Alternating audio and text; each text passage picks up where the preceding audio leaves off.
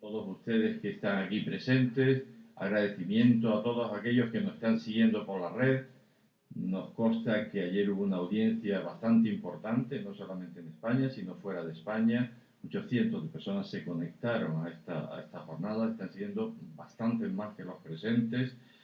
Bueno, realmente el mérito lo tienen los ponentes. Es un orgullo tener aquí a ponentes como los que tuvimos ayer y tener un debate de la altura que tuvo por la tarde. O sea, todo el mérito es de ellos y yo les agradezco profundamente que todos aceptaran desde el primer momento venir y estar aquí con nosotros, estar en Cádiz y bueno, y darnos este aire fresco a la mente, ¿no? Que nos permite ver horizontes bueno, que en el día a día no podemos tener. Bueno, hoy simplemente comienza la segunda jornada, es decir, llevado la ciencia al límite de cómo se utiliza la ciencia para justificar ciertas doctrinas. Yo no sé si Javier se puede llamar así. Tenemos la sesión esta mañana es pseudociencia y después algo que siempre nos interesa enormemente, que es la educación secundaria. La educación secundaria es la que realmente va a configurar nuestro futuro. Nosotros los que recibimos en la universidad, pues depende de cómo en secundaria son los profesores más sufridos, son los que realmente están pasando lo peor y bueno, ya yo les dedicamos todos los años porque creemos que el futuro de la enseñanza está en ellos.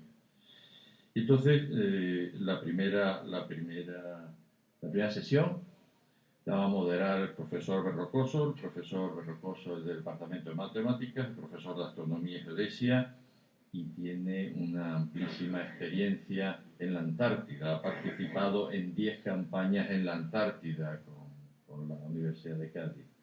Bueno, pues Manolo. Sí. Buenos días. Muchas gracias, Enrique, por haberme invitado a esta sesión como moderador. Como decía Enrique, continuamos con la sesión de ciencia y pseudociencia que va a impartir don Javier Arnencia, que es astrofísico, dirige el planetario de Pamplona, ejerce docencia y sobre todo una labor de divulgación y participación de todo tipo de alumnado de educación básica en cuestiones de astronomía. Y se va a centrar en consumidores de imposibles, un mercado de milagros y timos científicamente probados. Comentar que a lo largo de esta sesión de la mañana se abordarán seguramente, si no directamente en las charlas y en el debate, cuestiones tan importantes o tan debatidas como cuándo empieza el riesgo de la especulación subjetiva y carente de método científico, cuándo rebasamos el umbral de la ciencia y nos adentramos en la pseudociencia, y que una vez establecido que esto existe y se da, ¿cuál es el mecanismo que lleva al ser humano actual, y digo actual entre comillas, a aceptar como evidencias científicas hechos totalmente científicas, razonablemente increíbles? ¿Es eso solo o no cuestión de la ignorancia y del desconocimiento? Bueno, por todas estas cuestiones seguramente será donde nos lleve la sesión de esta mañana. ¿Javier?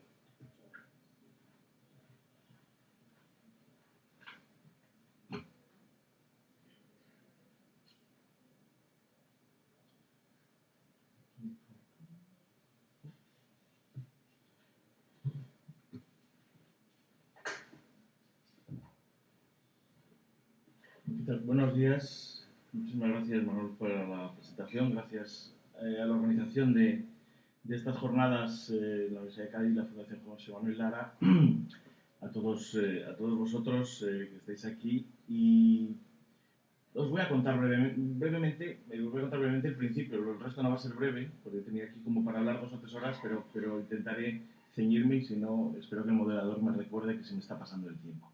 El título pretende ser un poco el punto de partida y el punto de llegada al que voy. No tengo una explicación de por qué nos engañan tan fácilmente, por qué nos vemos sometidos a la continua presentación de productos, descubrimientos y tal, que con la apariencia de ciencia no tienen ciencia.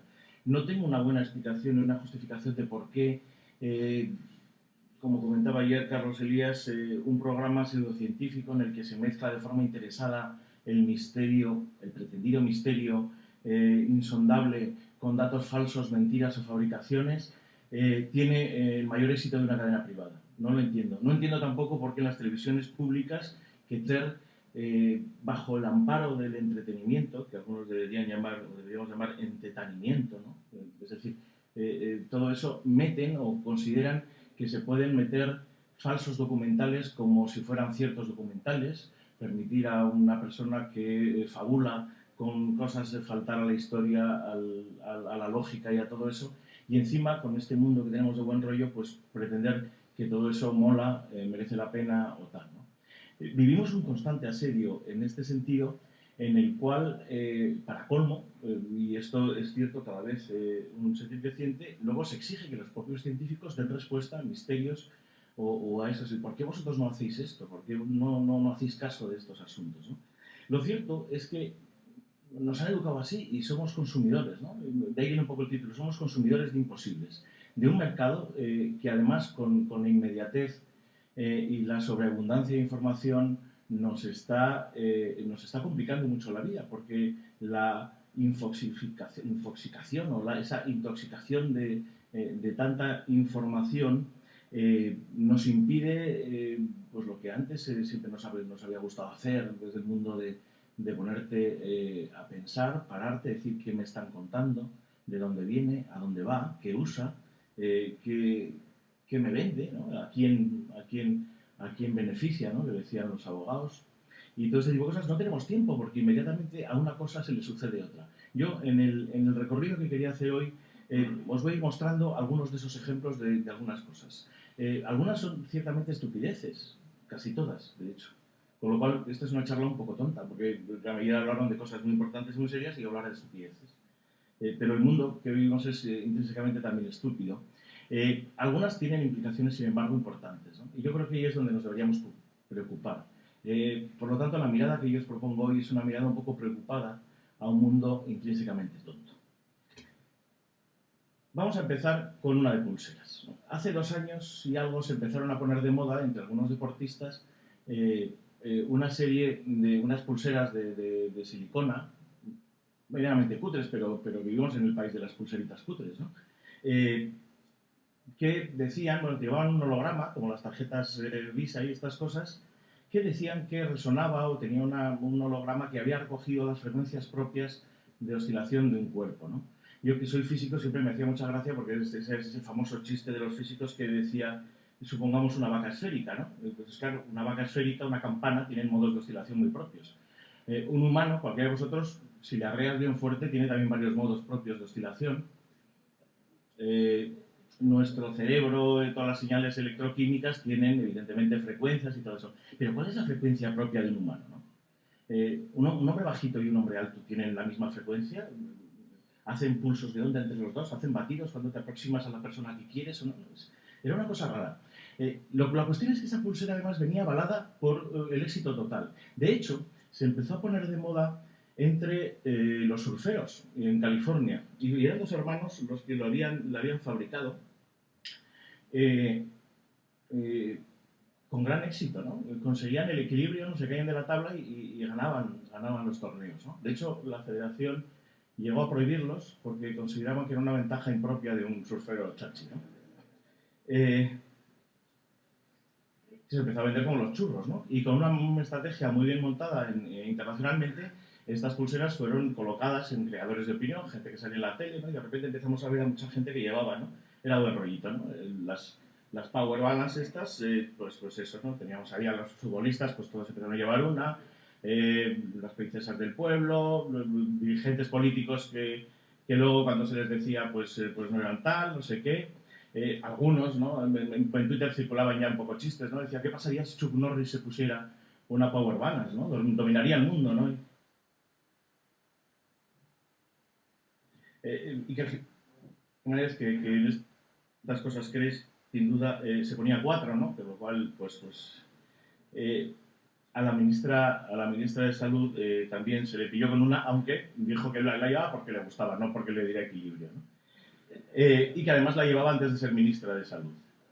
La cosa es que estas pulseras hacían afirmaciones sobre la salud y aparte del equilibrio, ¿no? No solamente te hacían una prueba, no sé si hacían una prueba muy curiosa, ¿no?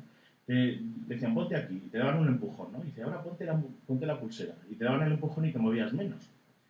Yo solía hacer la prueba del revés a toda la persona que le veía con una power bank, que es caído igual que los demás, amigos con estas cosas, porque hacer esa pregunta tan evidente no se considera ahí. La cosa es que no había ninguna investigación científica, es decir, porque esos tíos habían conseguido ni siquiera había un extraño instituto ruso y un antiguo profesor escapado en el momento de la perestroika que avalaba esas energías tan sutiles y tal. No, ni siquiera había eso. No había más equilibrados que los occidentales malvados y poco respetuosos con la naturaleza. No, ni siquiera vendían eso. Es que no hacía falta.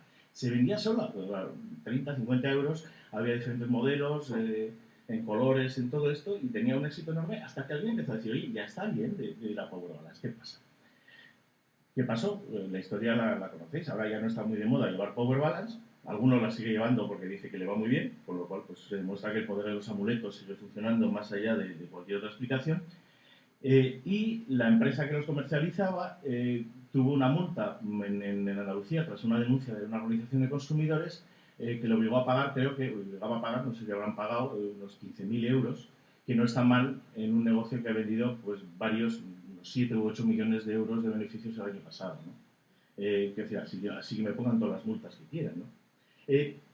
No era nuevo, teníamos uno de los grandes ejemplos de emprendedores de nuestro país a finales de los 80 y comienzos de los 90, que fueron aquellas pulseras, la puso muy famosa Jesús Gil, lo que da casi de idea de muchas otras cosas también, pero eran esas pulseras metálicas con cuarzos a veces, con dos bolonchos, ¿no? Que eran las del Reuma y tal, ¿no? Eran pulseras de este tipo que se siguen vendiendo, pero ahora la fabricación es además 100% mallorquí, con lo cual es un desarrollo local, y más de español genuino, y más de Masí.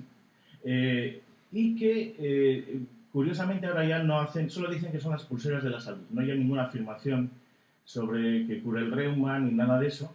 En la época en que se vendieron más de 500.000 en un año, a finales de los 80, sí se afirmaba eso. Eran antirreumáticas, eran estupendas y tal. Ahora no lo hacen porque, entre otras cosas, pues tuvieron problemas en Estados Unidos por afirmar cosas que no eran ciertas, ¿no? Las pocas veces que alguien se da cuenta de esto de las publicidades engañosas. En cualquier caso, hubo alguien que se dio cuenta del chollo posterior, es decir, alguien, después de vendernos que con unos bolonchos de estos en la muñeca podías quitarte todos los problemas de artrosis y todo esto, que tampoco tenía ninguna base científica, ninguna experimentación, por supuesto, cuando escribías a esta gente pidiéndole publicaciones donde demostraran estas cosas no existían, pues después de todo eso, a alguien se le ocurrió el timo del siglo, que era, es que se descargan y hay que recargarlas, ¿no? Cuando ya todo el mundo tenía unas pulseras de estas, tenías que ir a recargarla de vez en cuando, en farmacias a veces, con lo cual pues todavía el negocio era perfecto, ¿no? Vivimos una cosa de estas. No es raro, es decir, hablando de pulseras, por ejemplo, hace unos años se pusieron de moda, uno de los momentos, esto es una cosa que nunca, luego tenemos aquí a un experto en la mente y la conducta y quizás nos explique algo de eso, siempre se dice, ¿no?, que el dolor de la primera dentición de un bebé es el dolor más grande que puede tener un ser humano, salvo quizás las mujeres en el momento del parto y esas cosas. ¿Cómo se estima esto y tal? En cualquier caso, las criaturillas sufren con lo de los dientes y los padres y madres pues mucho más, ¿no? Se empezó a poner de moda una cosa muy curiosa, ¿no? El ámbar tiene esas propiedades eléctricas que todos hemos disfrutado muchísimo con ellas, frotando un trozo de plástico, un trozo de ámbar y tal, ¿no? Ya desde los antiguos el ámbar era conocido, decían las páginas web que vendían estas pulseras, en el caso collares para los niños, collares de ámbar. Curiosamente no tenían por qué ser de ámbar, podían ser de plástico parecido al ámbar, que funcionaban igual y eran más baratas. Y se vendían como churros. Yo empecé a ver ahí a bebés de conocidos y dije, oye, esto no es una irresponsabilidad por tu parte. Bueno, no porque se las vayan a comer en cuanto las rompan, que también, sino porque se pueden ahorcar de una forma estrepitosa, ¿no? De hecho, algún pediatra consultado dijo, no entiendo, es que eso es una cosa que da un poquito miedo. Se paró un poco la locura, pero se siguen vendiendo por internet y también en algunos centros de estos. Supuestamente somos consumidores ciertamente protegidos. Hay leyes tardías en nuestro país, pero se transpusieron las directivas europeas que hablan de la publicidad engañosa, que hablan del comercio saludable, podríamos decir, que exige, por ejemplo, que todo producto que se anuncia o se vende en nuestra Unión Europea deba presentar a priori, antes de venderlo, antes de anunciarlo, una eficacia probada. Es decir, si yo digo que esto cura, si ya digo que cura, tengo que ir a una ley encima que es el medicamento, que supuestamente debe ser más estricta. Pero debo presentar eso como prueba. Pero nadie lo exige, ¿no? Y estamos viendo justo todo lo contrario, ¿no? Esa normativa está siendo incumplida una y otra vez. Y ahora, por lo menos, hay un mecanismo por el cual a alguien se le puede denunciar, pero siempre es a posteriori, porque estos productos han salido y se han anunciado y se anuncian con toda impunidad, ¿no? Curiosamente, una de las reacciones de estas directivas europeas ha sido que en Rumanía, por ejemplo, en Inglaterra empezaron a quejarse también un poco los homeópatas y todos estos porque les iban a empezar a exigir que demostraran que lo suyo cura, por ejemplo, que sirve para algo y tienen un problema porque no pueden demostrarlo. Pueden demostrar que es un éxito comercial y que tiene cierta respetabilidad, luego hablaremos del tema, pero no que cura o más allá del placebo.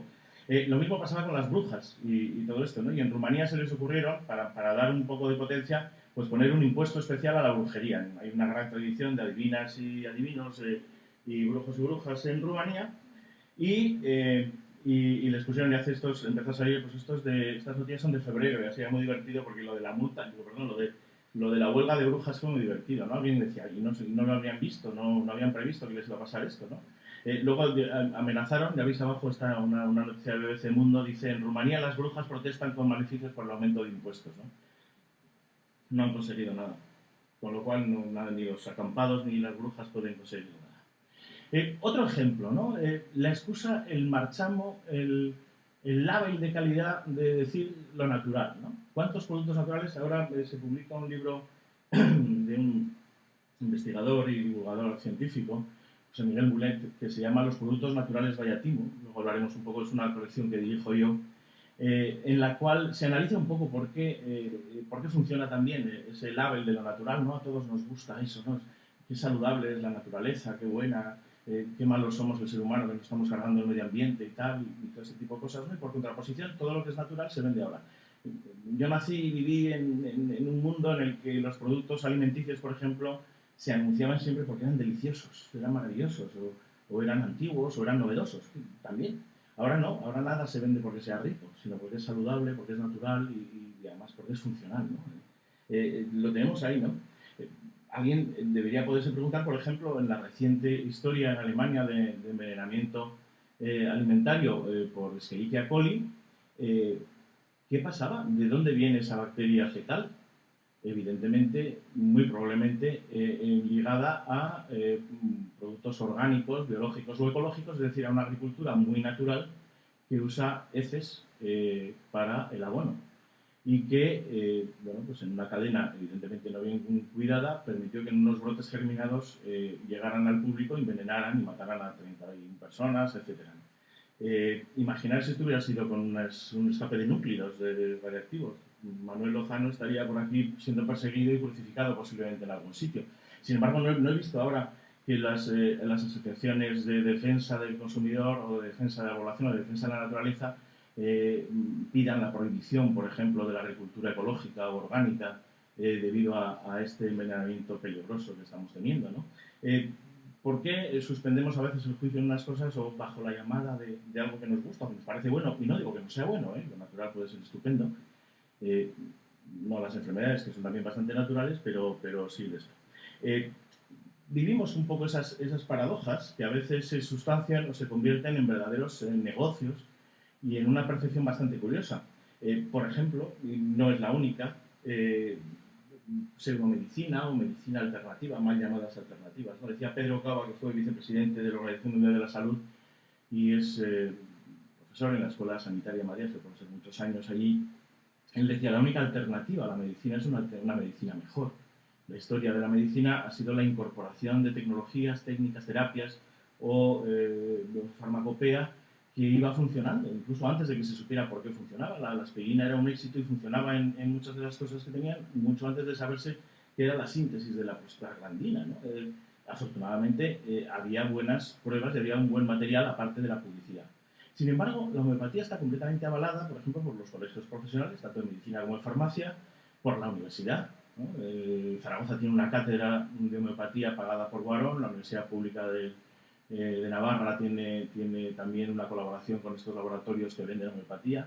En Sevilla ha habido cursos, hay un gran rosario de universidades que que están montando másters en naturopatías y otras cosas, y en concreto de la homeopatía, que es la más popular y que además nos viene con el aval oye, esto en Francia está dentro del repertorio tal, en Inglaterra lo tenían, ¿no? En Inglaterra hubo un proceso bastante curioso hace un par de años, en la cual el responsable máximo de Boots, que es una cadena de farmacia en Inglaterra, en el Parlamento, confesó que ellos vendían homeopatía porque les da dinero, porque ellos ya saben que eso no funciona, todo el mundo lo sabe, pero esto se vende como churros y no vas a dejar de vender este tipo de cosas, que es la que pide a la gente, ¿no? A pesar de eso, el Parlamento, y a pesar de las recomendaciones de los expertos de que se dejara de apoyar la homeopatía, que se hace en Inglaterra desde hace 100 y pico años, porque uno de los hijos de la reina Victoria le curó alguna cosa, y incluso hay hospitales homeopáticos en Inglaterra, y de ello también nació a comienzos del siglo el Hospital Homeopático de San José, avalado y apoyado por la Comunidad Autónoma de Madrid. O sea, no estamos hablando de historias antiguas, sino de historias ciertas. Tiene todos esos avales. Incluso la Unión Europea reconoce en la propia ley del medicamento un capítulo específico para esta medicina de gran éxito, y que tiene más laboratorios europeos y multinacionales también, ¿eh? No pensemos que estamos hablando de los pequeños Davids contra las grandes Goliaths de la farmaindustria mundial. No, no, Merck y todas estas tienen sus divisiones de homeopatía porque evidentemente no son tontos y saben lo que se vende. Sin embargo, cuando uno acude a las revisiones científicas, cuando uno va al valor de todas las pruebas, por supuesto, no voy a hacer un caso, no tenemos mucho tiempo, pero todas las bases teóricas, la etiopatología que propone la homeopatía, la existencia de esa especie de fluido vital, el hecho de que lo similar cure a lo similar, o el hecho de que la disolución más allá de la fracción del número de Avogadro permita mantener el espíritu o el poder curativo de una sustancia, no son ciencia, son pura magia simpática además, de la mejor. Sin embargo, personas que tienen una formación universitaria, científica, que han estudiado química, que han estudiado farmacología y anatomía y tal, se inventan esta medicina de brujos y la practican con gran éxito, yo digo con el aval. Incluso los medios de comunicación son conniventes necesariamente. Este fue un caso, pasó en el año 2010, un artículo, uno de muchos, que se publican de repente, pues bajo la pregunta, ¿no? Esa falsa apariencia que se da a veces en los medios de comunicación de neutralidad, diciendo, bueno, tengo un tema, voy a dar el mismo espacio a este y al otro, como son opiniones contrarias, que ellos se peguen, ¿no? Gracias a eso, el negacionismo del cambio climático ha vivido con muy buena salud en España durante tanto tiempo, y no pensemos ya cuando hablamos de temas ambientales, ¿no? Es decir, una sobredimensión de posiciones ideológicas frente al trabajo de los científicos completamente absurdo. En la homeopatía pasa lo mismo, es decir, no puedes dar la mitad de esto.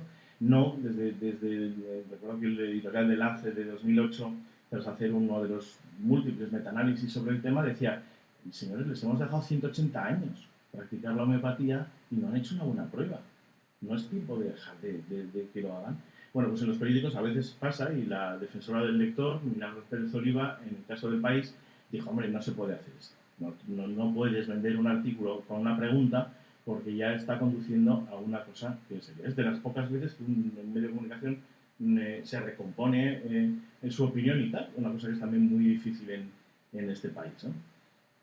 Nosotros publicamos hace un tiempo el trabajo de Víctor Sanz, que es un médico, que se llamaba La homeopatía Vallatimo, donde recogía precisamente un poco por qué uno no se puede creer la homeopatía, no solamente porque no tenga base teórica, sino porque además no ha demostrado su efectividad.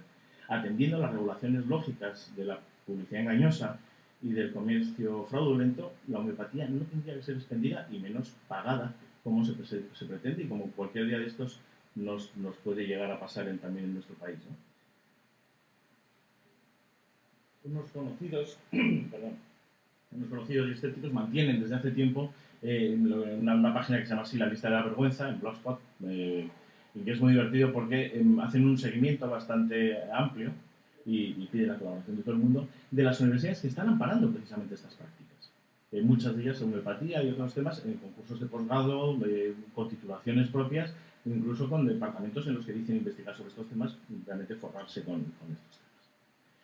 no sé si conocéis, José L. Román, una actriz en una película de Albaladejo, se dedicaba a hacer muñequitos de estos de los de tela plástica, ¿no? Y entonces, claro, la pobre mujer que estaba todo el día cosiendo peluches de estos, decía, eléctrica estática me pongo, ¿no?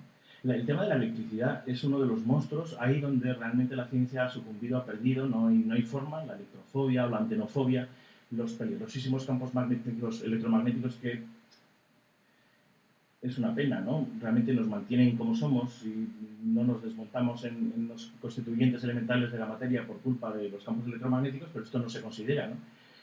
Recordáis que hace unos años en las pantallas que eran malísimas de televisión porque te iban lanzando campos electromagnéticos a los ojos, los llamamos luz también, había que poner un cactus de una especie de esto que además conseguían no solamente, ya lo importante no era que quitaran los campos electromagnéticos malos, lo importante era que conseguían curvar la luz.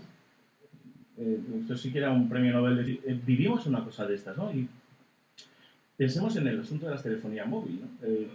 Yo vivo en un barrio en el que debido a la presión vecinal no se ponen antenas y no tengo cobertura. En los 2 últimos años he dejado de tener cobertura móvil gracias a la gente. Es decir, no estoy comunicado, no puedo tener una telefonía móvil decente por culpa de que hay una gente que afirma que esto produce los más variados tipos de cáncer y tal.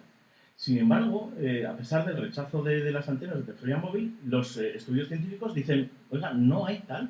La propia Organización Mundial de la Salud recoge de forma cautelar en un grado de peligrosidad establecido con criterios de precaución, digamos, más bien de tranquilidad social, de tranquilidad pública, lo recoge en uno donde hay alguna sospecha, pero no hay ninguna prueba, no hay además, ningún mecanismo por el cual podamos pensar que las emisiones de las estaciones de telefonía manteniendo los criterios de emisión y las potencias y tal, por los efectos normales térmicos, es decir, de calentamiento que producen, tengan ningún efecto sobre la salud. Sin embargo, esto no es así percibido, ¿no? Aquí digo que hemos sucumbido porque cada vez que un científico intenta decir esto, no solamente le van a acusar de estar vendido a las telefónicas, sino que pasa pues lo que pasó en nuestro país.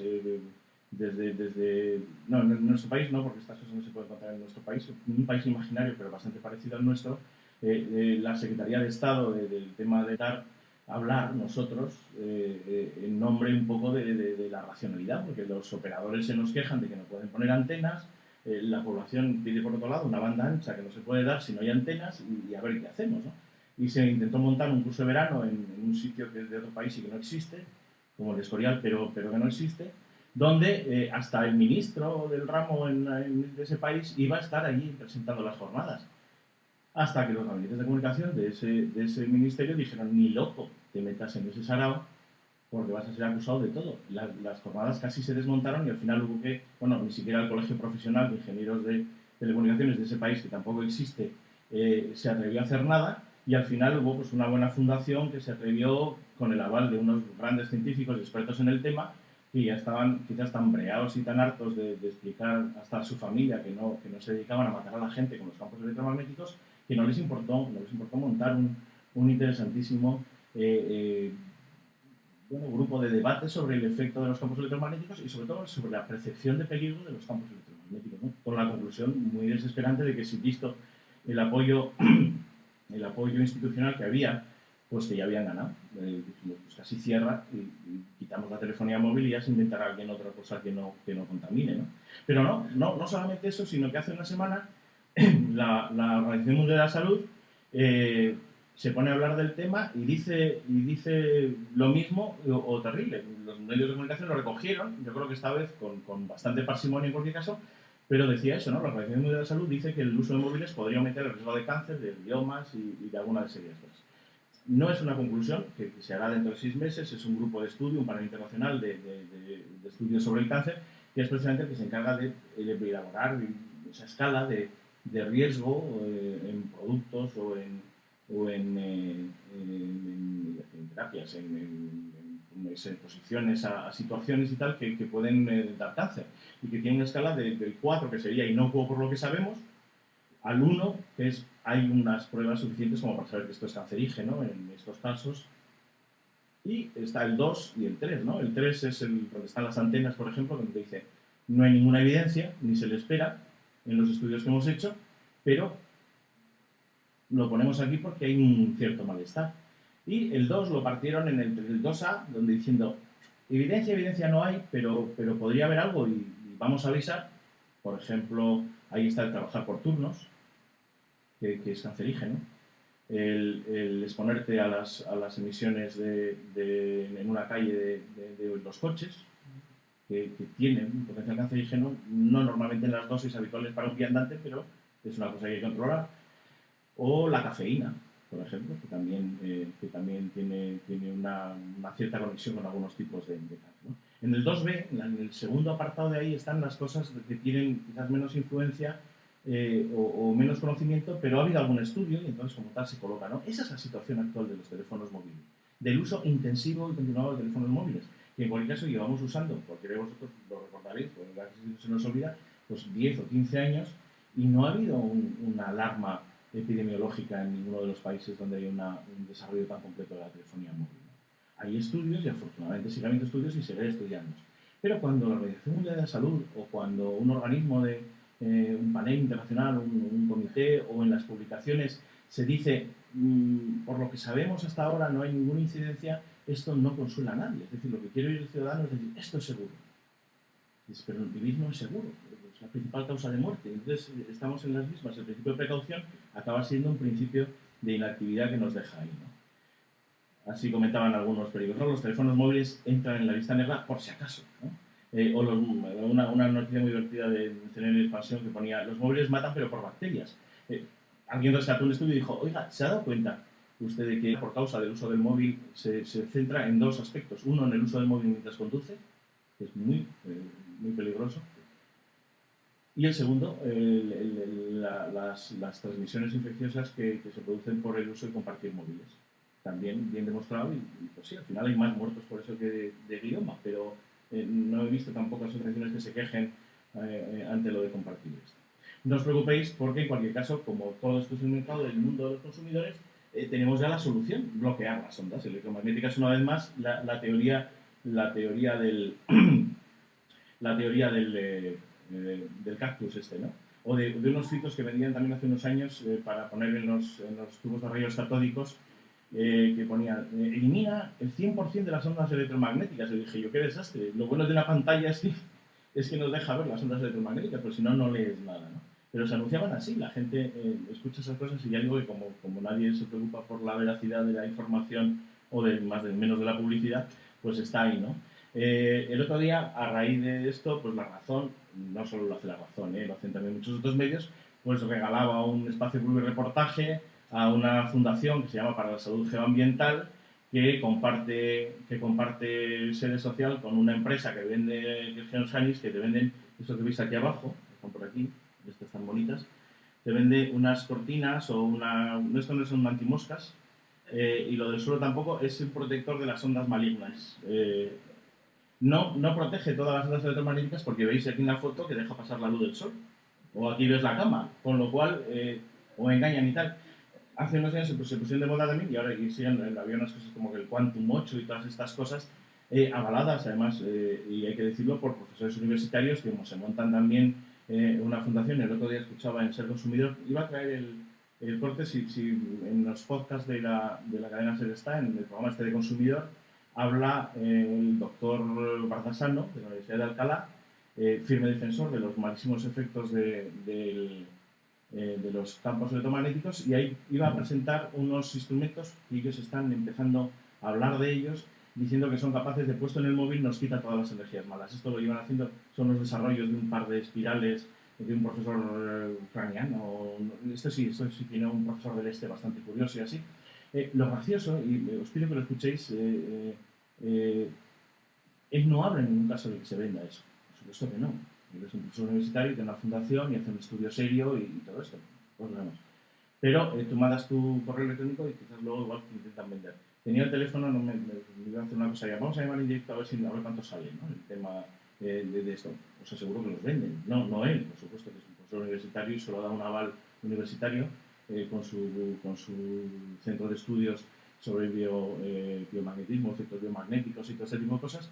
Él afirma que tiene sus congresos y, por supuesto, ves toda una red paralela, una red completamente pseudo o paracientífica, en la que tienen sus congresos, sus revistas, de la misma forma que los homeópatas no publican normalmente en las revistas de referencia y de crítica habitual, que dicen están pagadas por el enemigo, y por eso no los publican, sino en una red de revistas propias pagadas por los amigos que sí los publican, ¿no? Eso no es ciencia, ¿no? Eso es pseudociencia de todas estas. Pero es que el tema va un poquito más lejos, ¿no? Y es que ni siquiera, ¿cómo vamos de tiempo? Fatal, ¿verdad? Sí, o sea, todavía no, muchas veces. Hay una generación entera de españoles que yo me encanta hablar con ellos y darles charlas, que les pregunto siempre, son estudiantes del segundo ciclo de ESO y de bachillerato, les pregunto, ¿vosotros creéis que en lo de la Luna hubo algún chanchullo? Hace el año pasado, bueno, en 2009 fueron 40 años del Apolo 11, dicen, o que no llegaron, o que a Kubrick le dijeron que hiciera la película porque no lo iban a filmar, o que llegaron y se encontraron unas bases extraterrestres y yo qué sé, o... aquí hay algo raro, hay una conspiración que nos están guardando algún tema de estos, y los chavales empiezan a levantar todos la mano y no todos, pero más de la mitad normalmente creen que es eso. Y no podría ser de otra forma. Cada vez que han ido a hablar de lo del Apolo 11 y de los Apolo, de la llegada de los viajes a la Luna, han oído precisamente en programas o a gente que lo ponía en cuestión, que decían, no, es que la bandera se movía y eso y tal, es que todo esto era un montaje, es que las fotos están trucadas.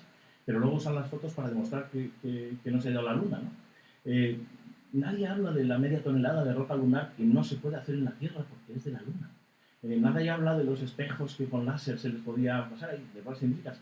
Y nadie habla de la lógica de un mundo enfrentado en bloques donde un Madrid-Barça no se iba a poder hacer un apaño sin más, ¿no? Y esto fue una cosa así. Claro, la única explicación es que en el contubernio eran también soviéticos y yanquis, y entonces no se fue a la Luna, pero todos se quedaron ahí, ¿no?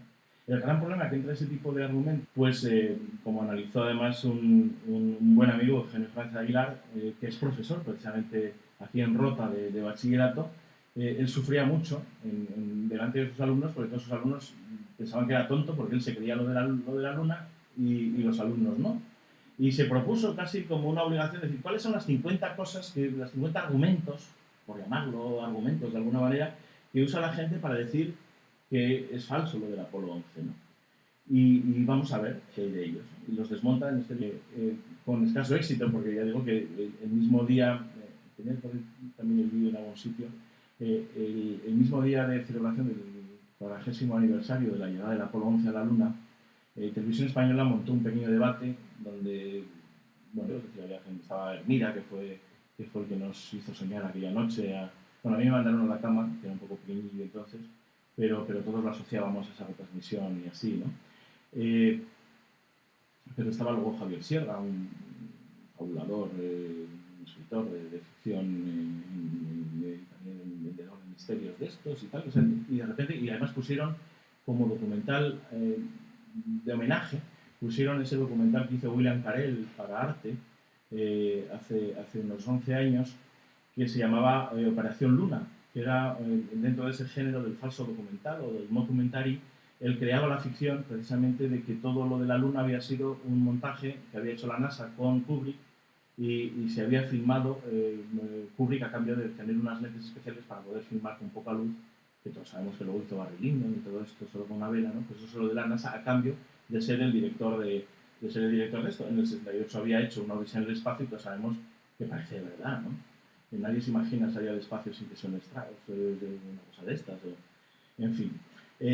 Lo curioso es, al día siguiente de ese documental a mí me llamó un familiar y me dijo, Javier, no me habías contado nunca lo de Kubrick. No sabía yo, pero no, es que no lo puedes saber porque no es verdad. Si esperas al final del documental, salen todos riéndose de las tonterías. ¿Cómo se va a creer la gente esto? Dice uno y tal, así. Y luego sacaron de contexto declaraciones de Kissinger, de Rumsfeld y tal, y aquello parecía un montaje. Bueno, la familia de Kubrick se lo había pasado muy bien. Y Carey lleva pues 10 años explicando que no, que es broma, por favor, no os lo creáis. Pero nadie se lo cree, la gente prefiere eso. A la gente no le gusta pensar que entre los años 65 y 69 en Estados Unidos había más de 1 millón de personas directamente trabajando en cosas que iban a la Luna. Y que mantener a ese millón de personas mintiendo 40 años después es más caro que ir a la Luna. Posiblemente más. en la Unión Soviética otro millón de personas o 2 millones de personas seguirían mintiendo a pesar de que ya ni siquiera les pagan, porque se acabó la Unión Soviética. Sostener esa teoría de la conspiración es un poco lo del hombre que fue jueves de Chesterton, ¿no? Es el grupo terrorista en el que todos serán infiltrados, ¿no? Es decir, en la conspiración tendríamos que estar todos. El gran problema de estas grandes teorías de la conspiración es que, pues tú dices, no, es que los científicos, los físicos están conspirando para que no sepamos la verdad de las antenas. Y digo, no, es que hay que conspirar los físicos, los fisiólogos, los no sé, todos. Hay que pensar que todos los médicos y los científicos son malvados, tipo Doctor No, que están realmente intentando cargarse a oscuras de alguna forma a la población. Curiosamente son familiares todos, pero nadie entiende por qué esas conspiraciones funcionan. Y sin embargo nos gusta, evidentemente, nos gusta ser más listos que los americanos. Evidentemente sabemos que los gobiernos y los militares nos mienten siempre que pueden, ¿no? Para eso están las leyes y para eso se las saltan. Pero nos gusta sabernos más listos que ellos, ¿no? Y siempre además aparece un sargento mayor retirado de la NASA, del ejército americano, que cuenta la verdad, o un antiguo astronauta que dice, no, todo esto es verdad, y además vimos platillos volantes por la luna y tal, ¿no? Da igual. Hay veces que incluso demostrando la mentira, poniendo en evidencia la falsedad y denunciándola, como tiene que hacer la ciencia cuando se encuentra con mala ciencia, incluso así el daño está hecho y el tema sigue, ¿no? Seguro que conocéis a alguien que se ha negado a vacunar a sus hijos, o se vacuna o no vacuna a sus hijos, porque se dice, no, es que eso provoca autismo, la triple vírica, además eso es un montaje, es para sacar dinero y tal, ¿no? De hecho, en España la vacunación, la primera sigue estando bastante alta, en torno al 97, pero en algunas comunidades la segunda dosis baja un porcentaje importante, ¿no? El otro día se publicaron bueno, pasa a veces en cosas como pasaron aquí en Granada hace un año y algo, ¿no? Que un grupo de familiares en un colegio se negó y al final tuvo que ir al juez y obligarles. El juez obligó a las familias a vacunar a los niños. No puede. La libertad de los padres no llega hasta el extremo de exponerlos a las infecciones. Se publicaba el otro día en El País un artículo de Antía Castelo en el que toda esta moda antivacuna había provocado, pues eso, que en el año pasado se había quintuplicado la incidencia del sarampión en nuestro país.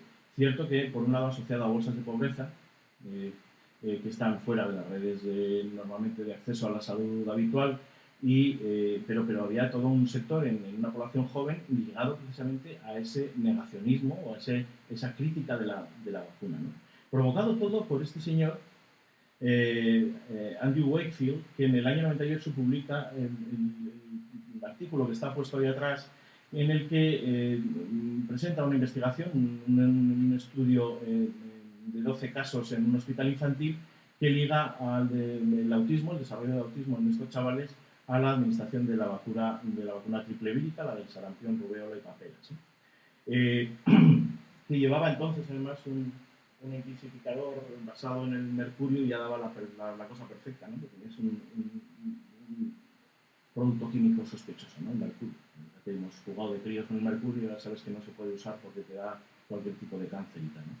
Evidentemente no hay ninguna conexión de esto. Lo curioso es que finalmente, en 2010, Lancet, que es donde se publicó este artículo, retiró el artículo. Pero ya desde 7 años antes se había comentado que la investigación no estado bien hecha. Además, con un trabajo de seguimiento casi policial, se ha ido demostrando que primero se supo que los casos no estaban bien, no había un buen tratamiento aleatorio de los temas, punto uno. Luego se vio que además habían sido creados y fabulados, es decir, que era una investigación completamente falsa de pe a pa. Se ha sabido posteriormente que Wakefield tenía intereses económicos y patentes que se le reportarían numerosos beneficios si se anulaba esa vacuna y se ponían las alternativas de las cuales él tenía patentes. Él estaba, además, toda la investigación estaba pagada por grupos de presión antivacunas, que son los que le siguen pagando ahora. Él vive en Estados Unidos, a pesar de que está procesado y se le ha retirado la capacidad de ejercer como médico en Inglaterra. Estas cosas no se suelen contar, ¿eh?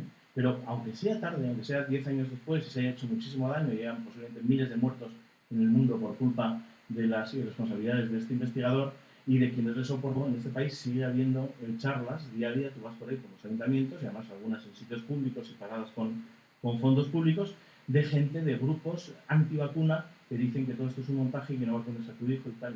Hombre, tanto en cuanto esté en un ambiente que todos los demás están vacunados, es difícil el contagio. Pero no olvidemos que las cosas cambian y de repente esa persona, ese chaval cuando se haga mayor, se puede hacer cooperante y sea un país donde si haya más infecciones y acabar ahí, ¿no? Esto está pasando y esto es un riesgo cierto y que se está dando, ¿no? Es cierto, alguien puede pensar que todo es un color de rosas en el mundo de la ciencia y tal, no. Evidentemente, a veces sí se demuestran incluso vínculos que no estaban esperados. Este año, en el segundo año de la gripe A, no vamos a hablar ya de todo el fenómeno de la gripe A, pero también sería interesante, la propia Organización Mundial de la Salud ha reconocido que alguna de las vacunas en alguno de los sitios pues tenía unos efectos secundarios y tal. Pero esto al final se acaba sabiendo. Quiero decir, estas cosas sí se pueden saber y sí se van encontrando.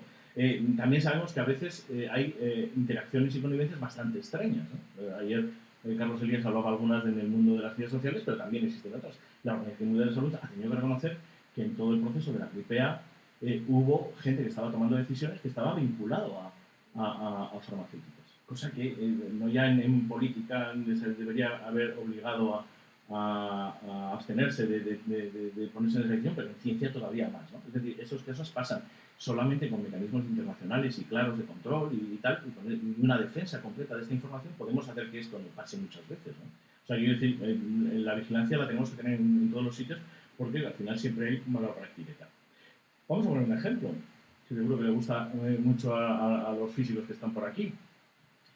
Curiosamente, un proyecto de 20 años, de 6.000 millones de euros, de 10.000 científicos directamente implicados en el tema y tal, se empieza a hablar justo unas semanas, unos meses antes de que se vaya a inaugurar en septiembre de 2008, agosto de 2008, porque hay dos tipos que han puesto en Hawái una denuncia diciendo, oiga, no lo enciendan, que se va a acabar el mundo porque se va a crear un agujero negro y nos va a comer, ¿no? Creo que fue el lado de Rújula quien comentó en aquella época, dijo, vamos a ver, yo todos los físicos que conozco más punteros del mundo, que son los que saben de qué va este tema, se están pegando por tener una de las entradas para estar al lado. Si cualquiera de ellos, que son los que saben de lo que pasa con la materia a estas enormes velocidades, si tuviera la menor sospecha de que esto iba a hacer ¡fum!, explotar, o peor, que era un mini agujero negro que se comiera toda la neutral Suiza y posiblemente el resto de la Tierra, se habrían ido a las Seychelles. No estarían ahí pidiendo la plaza en primera línea, ¿no? No son suicidas, no son físicos, hombre. Sin embargo, estaba ahí. Y si ese día se hubiera hecho una pregunta a través de los medios de comunicación, pues se ponía eso, ¿no? Ve al fin del mundo y vive por internet. Se acabará el mundo este miércoles en septiembre. Sí, se pone en marcha el mayor acelerador de partículas. De repente todo el mundo se enteraba del LHC, del proyecto, casi esos días y encima por este tema, ¿no? Recuerdo que hace unos años comentaba Luis Ángel Fernández Hermana, que es un periodista científico, decía, ¿se imaginan que de repente los periódicos empezaron a hablar de pasado mañana es la final de la Copa del Mundo de Fútbol, ¿no? Y todo el mundo dijera, ¿y el resto? ¿Dónde están las previas? ¿Dónde están los 16avos, los octavos, los cuartos de final? ¿Dónde están? No, bueno, en ciencia pasa eso. En ciencia de repente nos enteramos de que mañana es la final y no hemos visto todo el mundial, todo el desarrollo. Bueno, pues aquí lo mismo, ¿no? No solamente eso. Los politólogos habituales y en las tertulias decían, qué responsabilidad de los científicos, estamos como siempre, ¿no? El mito de Frankenstein y tal, no se dan cuenta, esa manía de los científicos, decían unos, un freno moral, no hay una ética que para esto. Y alguien decía, qué gasto tan inmoral en esta época, ¿no? Acabábamos de cerrar los Juegos de Pekín, que habían costado el doble del LHC, y no habíamos escuchado una voz de nadie que dijera, no es inmoral hacer los Juegos Olímpicos en Pekín, teniendo en cuenta que el mundo está aquí en crisis, ¿no?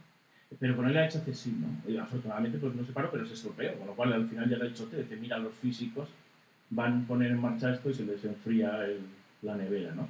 Quiero decir, ¿despierta interés actualmente el LHC? Bueno, pues quizás vamos a sacar la buena conclusión. De todo esto sí surgió al menos un mínimo interés sobre qué era eso que hacen los físicos de partículas y por qué el mayor telescopio o la mayor máquina del tiempo, la mayor máquina en general que ha construido nunca la humanidad, tenía un cierto interés y merece la pena estudiarse, ¿no? A pesar de que estén ahí las cosas. Pero en cualquier caso, si hablamos del fin del mundo, ya lo habían dicho los mayas, ¿no? No sé por qué os estáis preocupando. Hombre, ahora ya lo del fin del mundo se ha empezado a evaluar, ¿no? Porque en el último mes llevamos 4, ¿no? Y sobrevivir a tantos, quiero decir, ni siquiera un testigo de Jehová aguanta tanto, ¿no? ¿Sabéis? Los testigos de Jehová fueron previendo el fin del mundo durante varias fechas, al final dijeron que estaba cerca, pero han dejado de decir la fecha, y en cualquier caso no dejaron, nunca cesaron en seguir avisando del fin del mundo para el siguiente. Encontraron además un fenómeno bastante curioso, y es que los fiddlers no dejan de serlo cuando les ha fallado esa predicción del fin del mundo, sino que se reafirman, porque la lectura es: nos han dado una segunda oportunidad. Yo alguna vez he comentado que la predicción del fin del mundo es la profesión más tonta que uno puede imaginar, porque hasta la fecha todos los que han predicho el fin del mundo se han equivocado. Y el día que uno acierte no va a haber después nadie para agradecérselo, con lo cual el asunto de los mayas es mucho más gracioso, ¿no? Tú tienes, ayer entraba en esto en profeciasmayas.com, donde sabemos que quedan 555 días, 19 horas, 18 minutos y 7 segundos, en ese momento, para el 21 del 12, donde dicen que se acaba el mundo. Lo curioso es que ni los mayistas se ponen de acuerdo sobre si realmente al casar la cuenta larga, el calendario ritual de los mayas con el calendario gregoriano, llegamos al 21 de diciembre, o pueden ser 3 días antes o 3 días después. Ahora se están pegando porque creo que hay un eclipse de luna que puede dirimir la cuestión en unos meses. Sería bueno que lo hicieran antes del fin del mundo, no nos vaya a pillar con el paso cambiado. En cualquier caso, el fondo de pantalla es una búsqueda reciente. Tú metes 2012 y solo en libros en Amazon había 44.923 resultados. Es un tema que vende, han hecho películas en Hollywood, deleznables como son las películas de catástrofes y todo esto, pero la cosa se repite, incluso hasta los mayas ahora se están creyendo y empiezan a reivindicar: oye, al fin del mundo lo avisamos nosotros.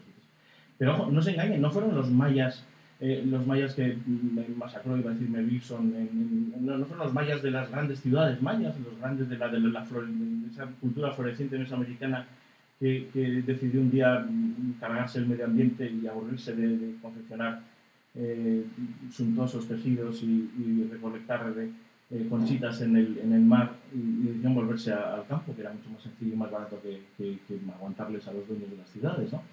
No, esos mayas de los que se habla son tradiciones orales, escritas en romance, en castellano, recogidas en los Chilam Balam, en varios libros que tienen varios siglos posterior al desmantelamiento, digamos, de las ciudades mayas, y que sí se convierten y que sí adaptan, sobre todo de la cultura europea, un fin del mundo, la idea del fin del mundo que no existía en las culturas mesoamericanas, que usaban un concepto circular del tiempo como en muchas otras culturas, y que por lo tanto la llegada al final del calendario nos pasaba como a nosotros: cuando llegas en el almanaque al 31 de diciembre, sacas el del año que viene y empiezas de nuevo. Y además te prometes dos o tres cosas. Bueno, pues los mayas se pretendían prometer otras cosas. Ya el Popol Vuh hablaba de 4 eras anteriores y hablaría de otras tantas siguientes. No hay ningún problema. El mundo no se acaba, acaban los tiempos, pero para quien vive sometido al dictado absurdo y absoluto del jefe de la ciudad, pues el fin de los tiempos puede llegar en cualquier momento. La lectura occidental de esto, la lectura interesada ahora de ese milenarismo, se convierte, sin embargo, en un producto que se vende y se nos repite.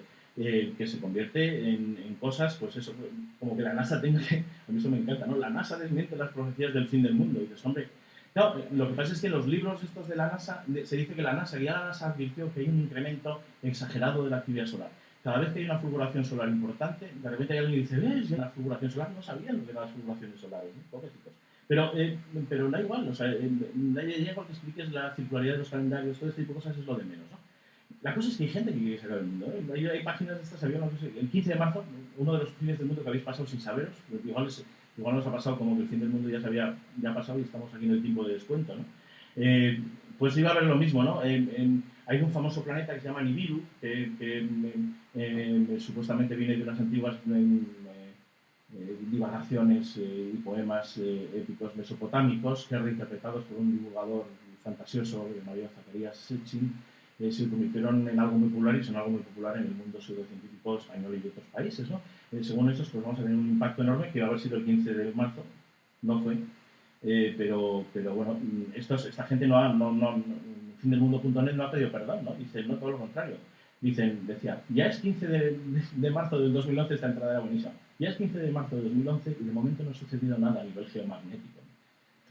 Seguimos teniendo campo magnético terrestre, ¿no? Sin embargo, las profecías completamente alucinadas y sin ninguna base ni geológica ni astronómica, de nada, de un hombre, de un aficionado al vulcanismo italiano, que creyó que con las ciertas alineaciones de los planetas se podían producir grandes sismos, que dejó predicha en los años 70 que el 11 de mayo de 2011 iba a haber un enorme sismo, un terremoto en Roma, provocó que mucha gente se fue de Roma ese día, ¿no? Si hubiera dicho que era en Lorca, pues todavía habríamos tenido así. Alguien quería decir, bueno, no fue, se equivocó del lugar, pero no de la fecha, ¿no? Da igual, o sea, es decir, cada día, perdón, al año hay 50 terremotos de una magnitud similar al de Lorca superiores y bueno, terremotos más pequeños hay de varios cada minuto. O sea, que es que en algún lugar tenemos un mundo muy grande y que tiene sismicidad, ¿qué le vamos a hacer? Siempre va a haber alguien que dice que hay una. Por supuesto, esto no fue una predicción cumplida, como muchas otras que no fueron, o esta otra que creo que ayer se mencionó en algún momento también, de unas confesiones evangelistas que en una lectura literal de la Biblia, echando cuentas, dicen que el mundo se acabó el 21 de mayo, ¿no? Y que llegaron a pagar pues, esos grandes anuncios en Estados Unidos, pero también en España, en unas cadenas de televisión evangélicas en el sur de Madrid y tal, y había también carteles y todo esto. Pues el Fitzpatrick se equivocó, lo cierto es que no se acabó el mundo y es una pena, pero esta gente sigue ahí tan normal, ¿no? A veces se convierte todo en eso, ¿no? De repente hay un astrónomo que entrevista, un astrónomo australiano, que comenta que una de las próximas estrellas que va a explotar como supernova va a ser el Betelgeuse, ¿no? Es Alpha Orionis, es una estrella supergigante que sabemos que está a punto de salir. A punto, yo soy astrónomo y la forma en que usamos los números los astrónomos es como de juego de guardia, ¿no? Es decir, ahora es como un geólogo, dice, esto es reciente. Es decir, hombre, 1.000.000 de años arriba, 1.000.000 de años abajo, ¿quién más da, no? Es decir, los astrofísicos decimos que todo lo que está más allá del helio es metal. O sea, imagínense qué barbaridades hacemos, ¿no? Todo es muy relativo dentro de lo que cabe y así para hablar de grandes cifras y de grandes cantidades, pues nos vale, ¿no? Evidentemente, todos los modelos indican que Betelgeuse es una estrella que va a explotar, va a llegar a esa fase supernova y va a tener una gran explosión.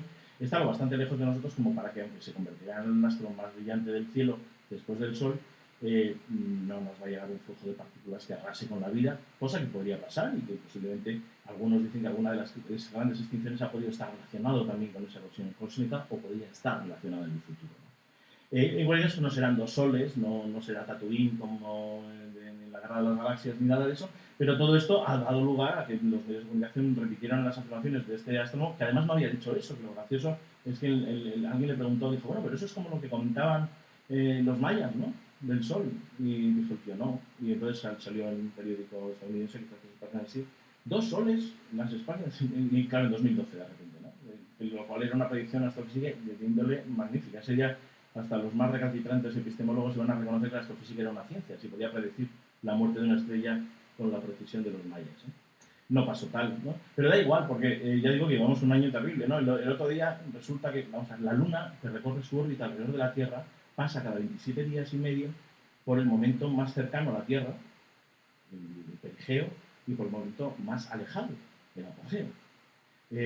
Da una vuelta alrededor del Sol, alrededor de la Tierra, visto desde el Sol, es decir, pasa de fase de luna llena a luna llena cada 29 días y medio. Y esto lo hace también sistemáticamente. Son 2 ciclos que se pueden repetir y algunas veces que significa que la luna llena es más grande, se ve aparentemente más grande en el cielo, que no, es lo que produce que a veces eclipses totales del Sol y otras veces eclipses parciales. No es una novedad. El mundo no se ha acabado nunca cuando había un eclipse, a pesar de que las antiguas culturas jugaron muchísimo a los eclipses, o los chinos les encargaban ahí a los astrónomos que dieran golpes de tambor para que ese dragón se dejara de comer al Sol, ¿no? Pero de repente la superluna, anunciaban los agoreros vaticinan que el perigeo lunar de este sábado, que además coincidía en luna llena, y eso era el tema, de repente los 2 ciclos coincidían más o menos, iba a provocar desastres naturales. En Cádiz, que hubo una gran marea, porque es cierto, la mitad de la marea que tiene un puerto se debe al Sol y otras 2 partes se debe, una parte a la Luna y la mitad de esa parte, 2/3 partes, se deben al Sol y por otro lado a la Luna. Todo el mundo sabe que cuando las lunas llenas las mareas son más vivas que cuando los cuartos, ¿no? Y en algunos momentos de mayor animación, como septiembre o marzo, pues hay más mareas vivas, ese tipo de cosas, no es nada raro. Por supuesto que hubo una marea extraordinariamente alta en Cádiz y en los puertos de mar de cualquier mar, pero nada que no pase cada cierto tiempo cuando estas cosas se suceden, por supuesto no el fin del mundo. Pero tenemos esa lectura así terrible. Bien, pues nada, muy brevemente, una noticia reciente, que además aquí estamos cerquita y nos gusta, pues hay muchos caras, entre los caras de Belmez, que se dedican a buscar una salida de la crisis a base de construir, pues, es decir, en Belmez se montan una historia con unas supuestas caras, un fenómeno de pareidolia o de manchitas o de fraude, me da igual, es que hay tantas explicaciones para explicar un fenómeno tanto como unas manchas en el cemento. ¿Quién no ha visto? Yo tenía, claro, cuando yo era niño, en todas las casas teníamos papeles pintados, esos con paramecios, ese tipo de decoraciones que había así tan pop, y todo esto yo me pasaba las noches viendo seres imaginarios y caras en todos los sitios, y en el Sintasol aparecían caras. Es imposible, tenemos un mecanismo de percepción preparado para descubrir caras por todos los sitios, ¿no? ¿Cómo no vas a ver caras en Belmez, ¿no? Claro, que no es raro, lo que es un poco terrible es que se apruebe un presupuesto de 1 millón de euros para invertir en un museo de las caras de Belmez. Es decir, esto es así, o sea, no ideal del día 4, además con fondos europeos y posiblemente dentro del plan de sostenibilidad. Habría que pedir un poco de racionalidad, de estimular el pensamiento crítico.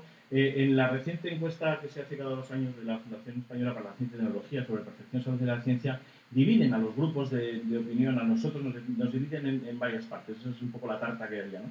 Por un lado, la gente desinformada, es decir, que tienes un conocimiento de la ciencia a través de televisión, con lo cual, pues es lo que nos pasa en general a un 31%. ¿No? Hay gente que es crítico y desinformado, es decir, hay gente que no viendo más que la televisión normalmente como fuente de información, tienes además una postura crítica, es decir, has sucumbido a esos grupos de presión que existen y tal, ¿no? Hay luego, lo cierto, la buena noticia es que la suma de ambos no llega a la mitad de la población, ¿no? Más que nada porque hay un 12% que no tiene una postura definida y que no sabe, no contesta, ¿no? Pero luego, en cualquier caso, es un grupo mayor que tiene una actitud positiva o activa hacia la ciencia, que lo llaman los investigadores de esta encuesta los procientíficos, ¿no? Moderados, en el sentido de que creen que los beneficios de la ciencia son más que los problemas que causa, pero que en cualquier caso exige un control. Yo creo que es una postura, el ser un procientífico moderado es una postura perfectamente razonable y defendible, ¿no? Y luego hay una de procientíficos entusiastas, donde entra Manuel Leiva, Gonzalo Leiva y algunos otros pocos, que afortunadamente están ahí para contrarrestar un poco a los críticos desinformados, pero que, ya os lo digo, sois menos y con menos acceso a los medios de comunicación, ¿no? Este es el mapa que tenemos, ¿no? Este es el gran problema. Como consumidores, y volviendo al principio y así acabo, el gran problema que tenemos es que ante esa abundancia de toda esta información sesgada en el sentido de que lo que importa es publicar primero, porque quien da primero da 1 millón de veces actualmente en el Internet. No hay tiempo para el análisis, no hay tiempo para la reflexión y además quienes podrían darnos el análisis o la reflexión no son necesariamente considerados fiables desde el esto.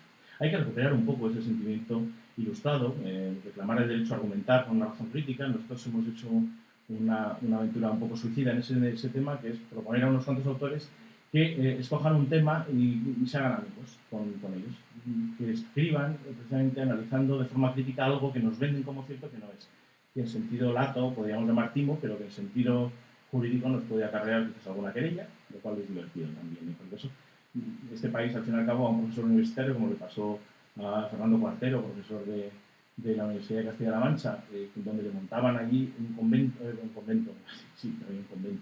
congreso que se llamaba Ciencia y Espíritu, el que dijo, vaya banda de farsantes y sinvergüenzas, ¿no? Y le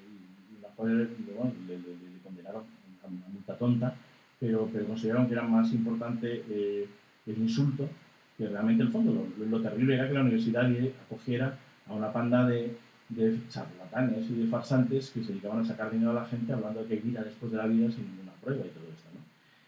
Bueno, pues con eso pues hemos intentado, a veces hay gente muy seria que escribe eso, y os invito además no a que los leáis solo, sino a que si alguien tiene algo que le parece que sea un timo y que hay que reflexionar sobre ello, pues siempre tendrá abierto alguien a esto, ¿no? Hace poco Mario Bunge nos ha dado una buena colección de 10 reflexiones sobre el tema en las situaciones Vallatimo, pues ya hizo la revisión Vallatimo, ahora acaba de salir Los productos naturales Vallatimo, como os comentaba. Hay unos clásicos del creacionismo, los ovnis, las abducciones, los vampiros, las brujas, ¿no? Fenómenos, algunos que no tienen ninguna incidencia social, que solo nos van a quitar el tiempo, la oportunidad de ver algo más interesante, y otras veces que nos pueden quitar el dinero o la salud, ¿no? Sí os recomiendo en cualquier caso que, siendo escépticos, esta es la web de la Asociación para el Avance del Pensamiento Crítico, no es la única, pero sí os recomiendo que a través de ella podáis conocer un poco, porque esa información a veces sí existe, sí hay científicos, sí hay divulgadores, sí hay comunicadores que se interesan por estos temas y que quieren aportar un poco esa voz crítica. Os pediría, eso sí, y siempre me parece obligado a hacerlo, que la primera crítica, el primer punto de razón, lo pongáis ante las afirmaciones que os he hecho yo y que no están demostradas ni publicadas en ninguna revista científica ni nada, ¿no? Simplemente he ido haciendo un recorrido y estableciendo unas opiniones, creo, fundadas, y podría demostrarlas con papeles detrás, pero que en cualquier caso, si conviene, yo creo que establezcamos un punto de crítica para todos. Perdón por la extensión y muchas gracias. Chuck Norris se pusiera una Power Balance, ¿no? Dominaría el mundo, ¿no? Y que de manera es que en estas cosas crees, sin duda, se ponía 4, ¿no? De lo cual, a la ministra de Salud también se le pilló con una, aunque dijo que la llevaba porque le gustaba, no porque le diera equilibrio, ¿no? Y que además la llevaba antes de ser ministra de Salud. La cosa es que estas pulseras hacían afirmaciones sobre la salud y aparte del equilibrio, ¿no? No solamente te hacían una prueba, no sé si hacían una prueba muy curiosa, ¿no? Te decían ponte aquí y te daban un empujón, ¿no? Y dice ahora ponte la pulsera y te daban el empujón y te movías menos. Yo solía hacer la prueba del revés a toda la persona que le veía con una Power Balance que es caído igual que los demás, amigos con estas cosas, porque hacer esa pregunta tan evidente no se da. La cosa es que no había ninguna investigación científica, es decir, porque esos tíos habían conseguido ni siquiera había un extraño instituto ruso y un antiguo profesor escapado en el momento de la perestroika que avalaba esas energías tan sutiles y tal. No, ni siquiera había eso. No había más equilibrados que los occidentales malvados y poco respetuosos con la naturaleza. No, ni siquiera vendían eso. Es que no hacía falta. Se vendía solo, 30, 50 euros, había diferentes modelos, en colores, en todo esto, y tenía un éxito enorme hasta que alguien empezó a decir, oye, ya está bien de la Power Balance, ¿qué pasa? ¿Qué pasó? La historia la conocéis, ahora ya no está muy de moda llevar Power Balance, algunos la sigue llevando porque dice que le va muy bien, con lo cual pues, se demuestra que el poder de los amuletos sigue funcionando más allá de cualquier otra explicación. Y la empresa que los comercializaba tuvo una multa en Andalucía tras una denuncia de una organización de consumidores que le obligó a pagar, creo que obligaba a pagar, no sé si habrán pagado, unos 15.000 euros, que no está mal en un negocio que ha vendido pues varios, unos 7 u 8 millones de euros de beneficios el año pasado, ¿no? Que decir, así que me pongan todas las multas que quieran, ¿no?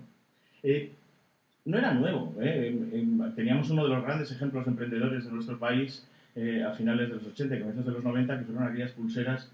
La puso muy famosa Jesús Gil, lo que da casi de idea de muchas otras cosas también. Pero A todos ustedes que están aquí presentes, agradecimiento a todos aquellos que nos están siguiendo por la red.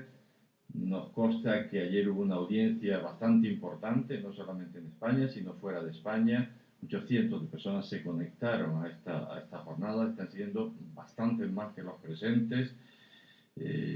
Bueno, realmente el mérito lo tienen los ponentes. Es un orgullo tener aquí a ponentes como los que tuvimos ayer y tener un debate de la altura que tuvo el por la tarde. O sea, todo el mérito es de ellos y yo les agradezco profundamente que todos aceptaran desde el primer momento venir y estar aquí con nosotros, estar en Cádiz y bueno, y darnos este aire fresco a la mente, ¿no? Que nos permite ver horizontes que, bueno, que en el día a día no podemos tener.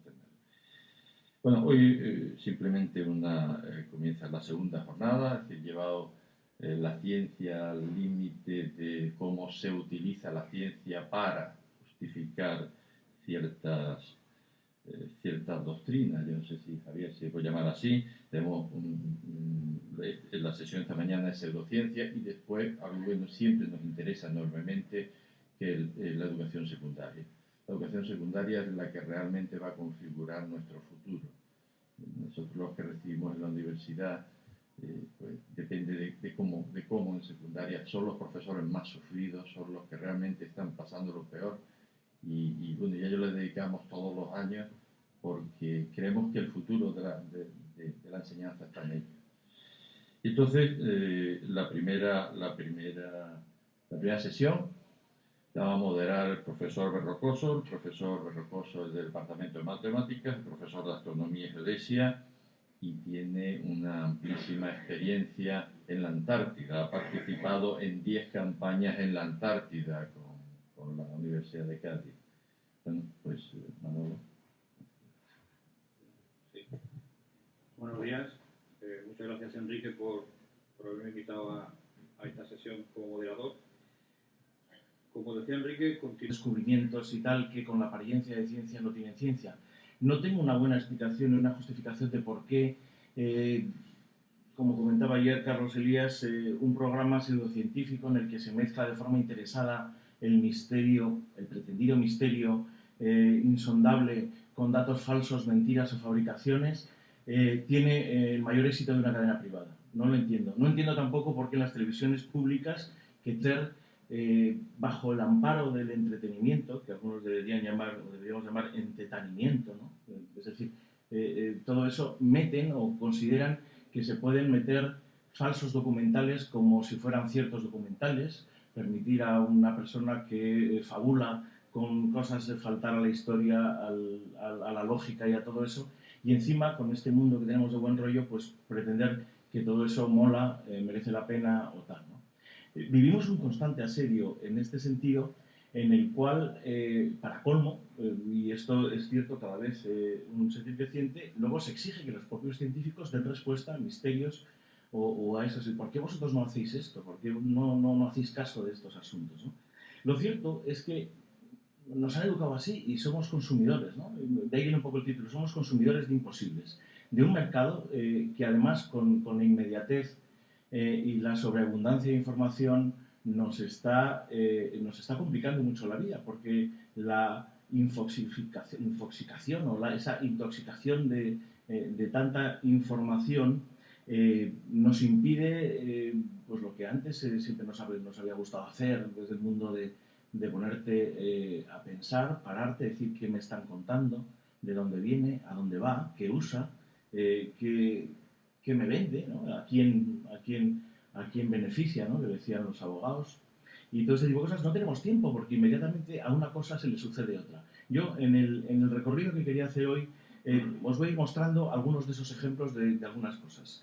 Algunas son ciertamente estupideces, casi todas, de hecho. Con lo cual, esta es una charla un poco tonta, porque ayer hablaron de cosas muy importantes y muy serias y hablar de estupideces.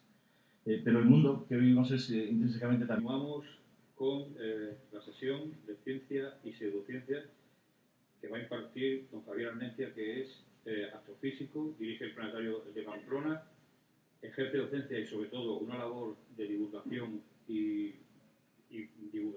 participación de todo tipo de alumnado de educación básica en cuestiones de astronomía, y se va a centrar en consumidores de imposibles, un mercado de milagros y timos científicamente probados.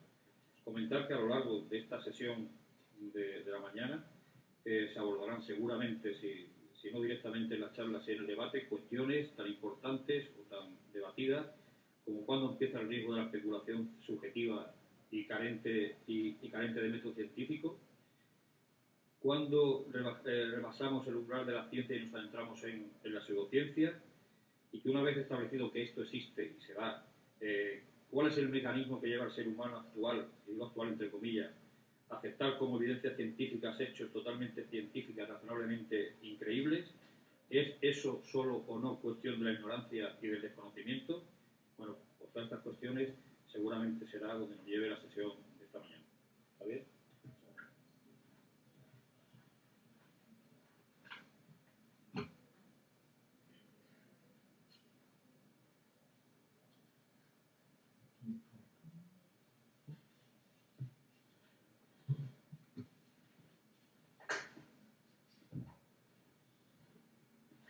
Buenos días. Muchísimas gracias, Manuel, por la presentación. Gracias a la organización de estas jornadas, la Universidad de Cádiz y la Fundación José Manuel Lara, a todos vosotros que estáis aquí. Y os voy a contar brevemente el principio. El resto no va a ser breve, porque tenía aquí como para hablar 2 o 3 horas, pero intentaré ceñirme, y si no, espero que el moderador me recuerde que se me está pasando el tiempo.